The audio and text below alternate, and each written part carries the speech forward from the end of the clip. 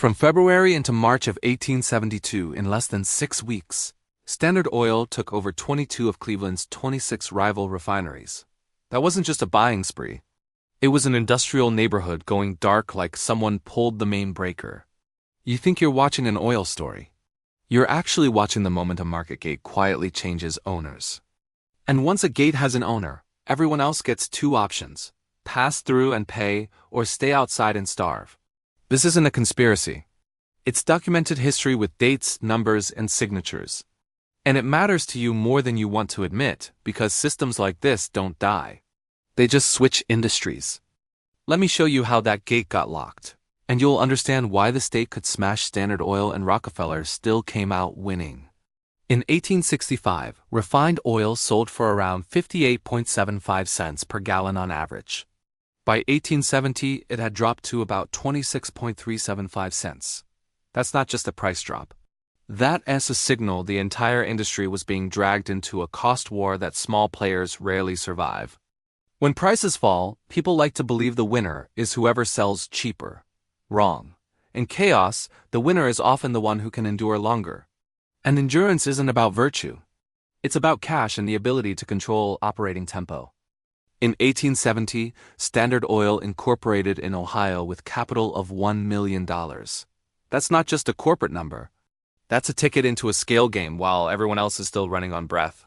Cleveland back then was a boiling pot. Too many refineries. Too many people chasing quick fortunes, too many fixed costs. One more drop of a few cents and a refinery tips into debt. And in an industry where each gallon is measured in pennies, you don't lose because you're bad at making oil. You lose because you can't absorb one more jolt. Then the turn arrives. Standard didn't compete only on oil. Standard competed on the path the oil had to travel. Shipping sounds like back-office logistics. But it's the brake lever of the entire market. Whoever can bend that lever can bend the cost base. Whoever bends the cost base can bend the rivals. And that's when you realize Cleveland in 1872 wasn't really a story about purchasing. It was a story about controlling the entrance. In that same 1872 window, Standard used pressure, networks, and deals that made rival owners sell cheap or get squeezed until they couldn't breathe. That's not just clever. That's a kind of victory where the other side doesn't really get a choice except to leave the field. I know what you're thinking. Competition is competition. The strong win. Hold that thought for a second, because there's a line between winning under the rules and owning the whistle of the game. When you make a better product, you're fighting on the same surface. When you control transportation routes, credit, and access to buyers, you're changing the surface.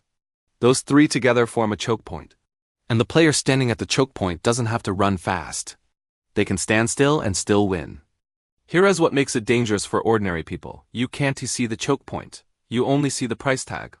You see brighter lamps because oil is cheaper, and you tell yourself everything is progressing.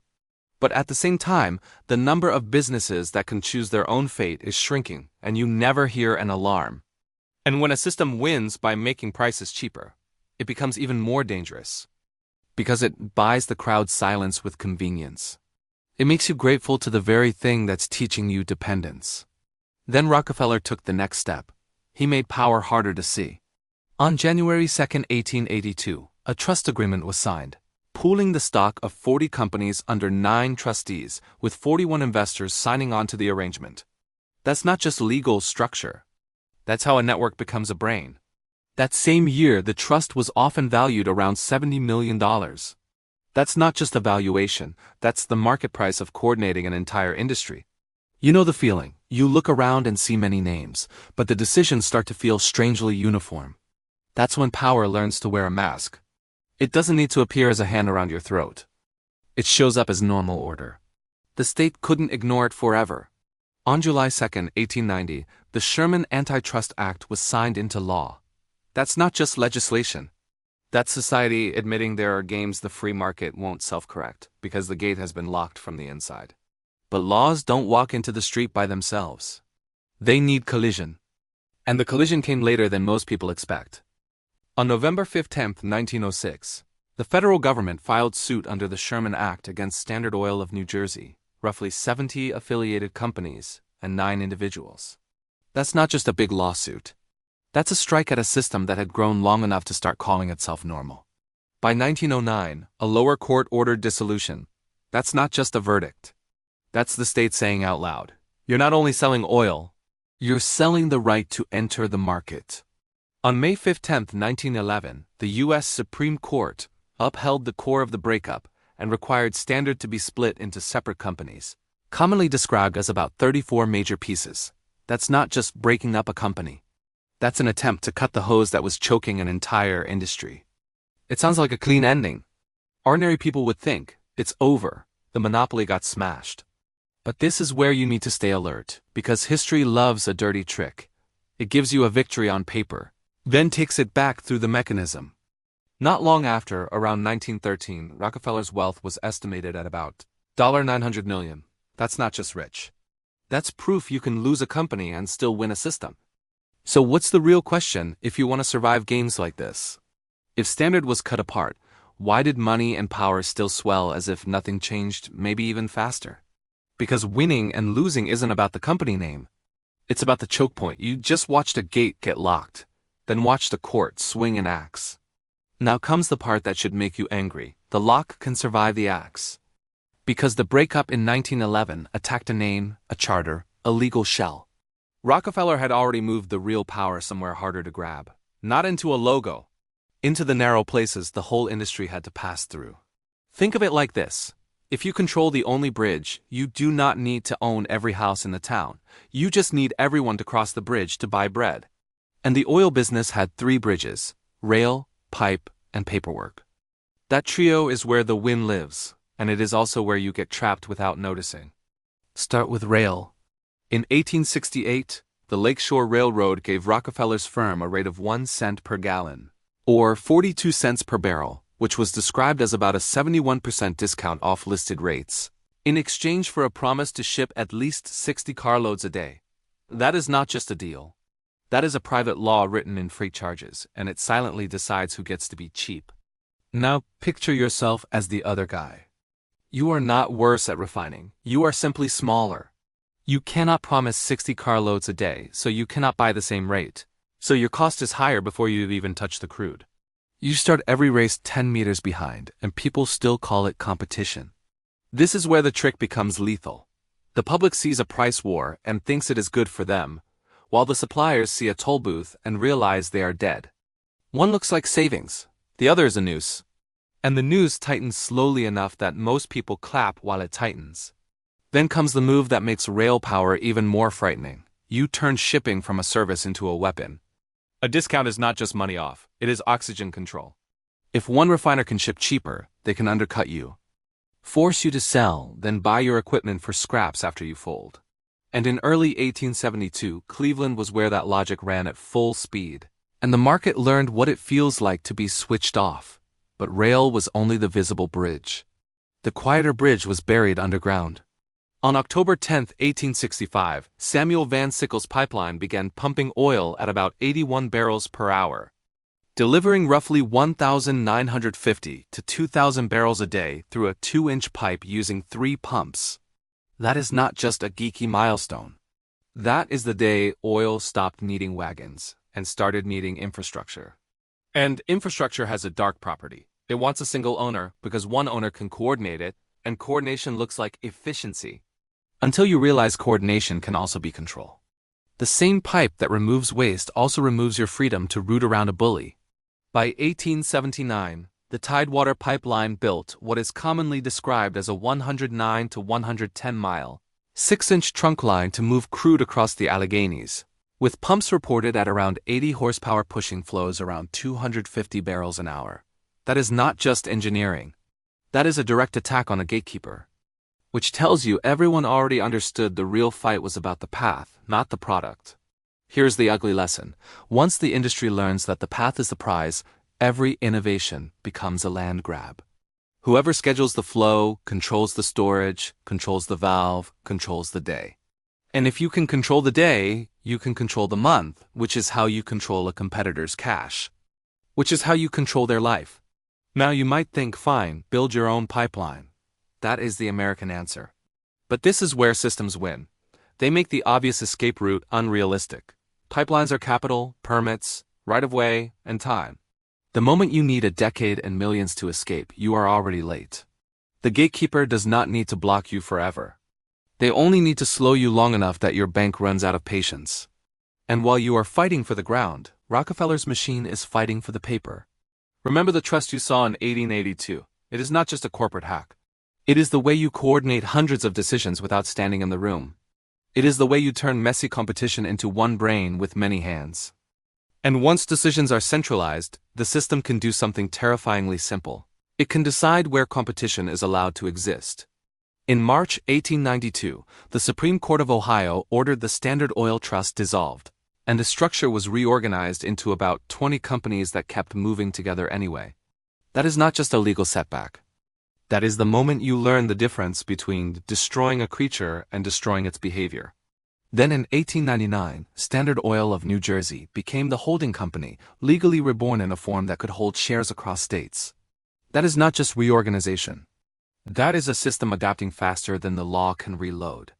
So when people say, just enforce the law, they are half right. The law matters, but the system learns. It shifts weight from the part you can punch to the part you cannot. Now we get to the reason the 1911 Acts did not kill the lock. By 1904, Standard Oil was reported as controlling about 91% of refining and about 85% of final sales in the United States. That is not just dominance. That is an economy where most roads lead through one set of hands, even if the hands are wearing gloves.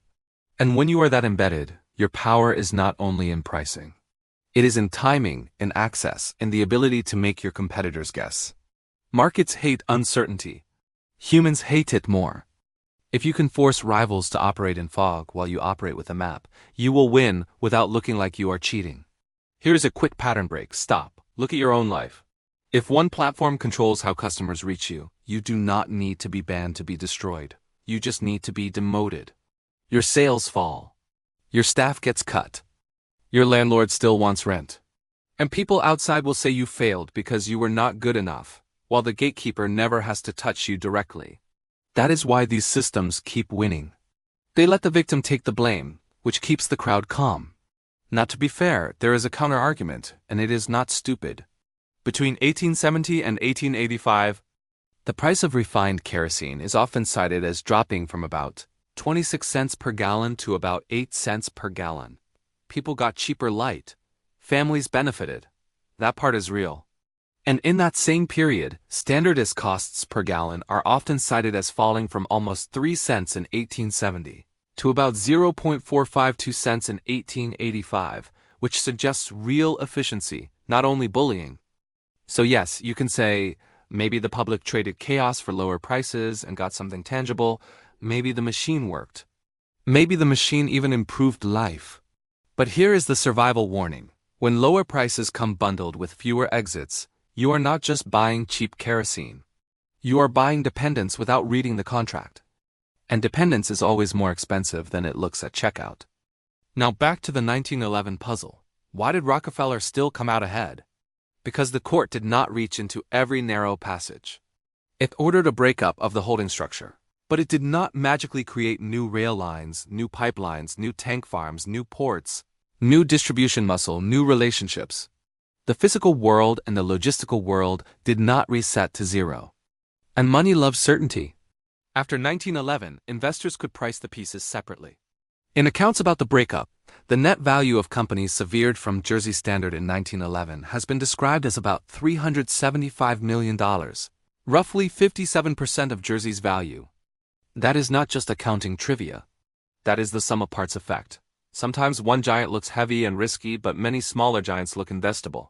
So the axe can create a strange outcome. The same underlying assets, sliced into cleaner stories, can look more valuable. The public thinks the monster is dead. Wall Street thinks the monster just learned to wear better clothes. And Rockefeller did not need to manage day-to-day to benefit. He needed ownership. If you hold the slices, you benefit when slices rise. That is why the final scene of Part 1 stings. A system can lose its official body and keep its circulation. The blood vessels are still there. The habits are still there. The gates are still there. You can rename the guard. You can even fire the guard. But if the gate remains the only way through, the next guard will learn the same moves. Here comes another pattern break. Imagine the breakup like cutting a tree into logs. You can stack the logs separately and tell yourself the forest is gone. But if the root network is still alive under the soil, spring arrives and shoots come up everywhere. And then people act surprised that the forest returned, even though the soil never changed. Now the state did not do nothing, it fought, and those fights matter. In 1906, the Commissioner of Corporations issued a report on the transportation of petroleum that blamed Standard's dominance in part on unfair and secret rebate agreements with railroads. That is not just paperwork. That is a government body naming the mechanism. The path itself was rigged. And on November 15, 1906, the federal government filed the antitrust suit that would eventually reach the Supreme Court. That is not just a date. That is the moment the conflict becomes official. Not company versus company, but state versus system. When the Supreme Court decided on May 15, 1911, it did something else that echoes to this day. It framed the violation as unreasonable restraint, feeding into what became known as the rule of reason approach. That is not just legal language. That is a reminder that power rarely looks illegal in every step. It looks illegal in what the steps add up to. Which creates another survival problem for ordinary people. A system can do 1,000 small things, each one defensible, and still build a cage. And by the time the cage is visible, the builder already owns the exits. I know what you are thinking, so what should a normal person do? We cannot fight railroads and pipelines. That thought is exactly why the system feels immortal, and it is also where the next turn happens. Because once you understand the wind lives in narrow passages, you start seeing narrow passages everywhere. Not just in oil. In phone networks, in app stores, in payment rails, in shipping lanes, in data centers, in identity systems. The industry changes, but the geometry stays the same. And the most dangerous part is not when the gate is slammed in your face. The most dangerous part is when the gate is open, prices are falling, and you are thanking the gatekeeper for being so generous, while your alternatives quietly disappear. So here's the cliff edge for this section. The breakup explains how a system can survive and acts. But it does not explain why the same pattern keeps reappearing in new forms faster each time and closer to your daily life than oil ever was. Because the real battle is not over companies. It is over the bottlenecks we stop noticing. You saw the gate get locked in 1872, and you saw the axe fall in 1911. Now here is the part that matters for your survival. The gatekeeper does not need to win every battle if the gate stays in place. That is why Rockefeller could lose a company and still win a system. By the time the Supreme Court broke Standard Oil apart in 1911, the real advantage was already baked into the narrow passages. The deals, the routes, the schedules, the habits, the dependency. A breakup can split ownership, but it cannot rewind infrastructure and muscle overnight, and that is the first rule of system power. Here is the second rule, the one people hate to admit. Systems buy loyalty with discounts. They do not show up as a villain. They show up as a bargain. That is why kerosene got cheaper and people felt progress, while choices quietly died in the background. And when the public learns to judge only by the sticker price, the gatekeeper can tighten control while everyone thinks they are being helped, which is exactly how you get captured without a fight. Now the pattern jumps industries, and it does it fast. In oil, the choke point was rail and pipe. In telecom, it was the local line. In August 1982, AT&T agreed to divest its local operating companies. And on January 1, 1984, the breakup took effect, creating 7 regional baby bells.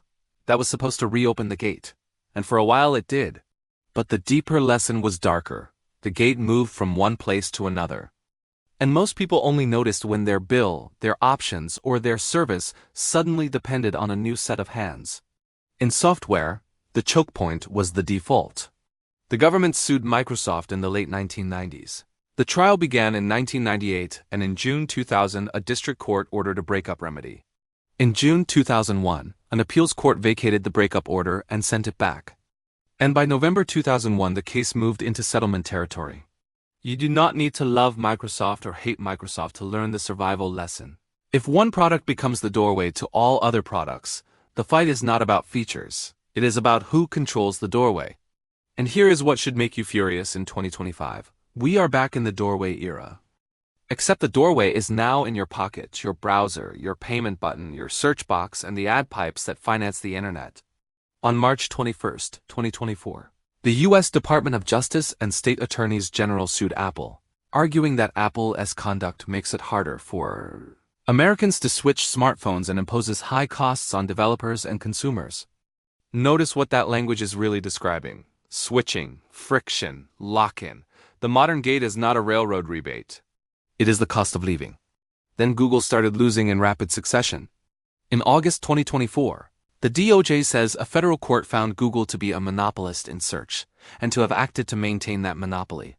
And in April 2025, a federal judge found Google illegally monopolized key parts of ad tech. Search is a front door. Ads are the plumbing behind the walls. When one company influences both what you see and what funds what you see, the choke point is no longer a bridge. It is the map and the toll booth at the same time, which is why remedies get messy and slow. And while all this plays out, ordinary people keep asking the wrong question. Are they good or bad companies? That question is a trap. The real question is, where's the valve and who can turn it without asking you? So let's make this practical, because survival is practical. First move, stop judging power only by cheapness. Start judging by exit cost. If the product is cheap but leaving is painful, you are not a customer. You are being trained as inventory. Watch for moments when a service gets cheaper or more convenient at the same time your alternatives become awkward, slow, or socially expensive, because that is the system tightening its grip while handing you a gift. Second move, build your own exits before you need them. Keep your data portable when you can.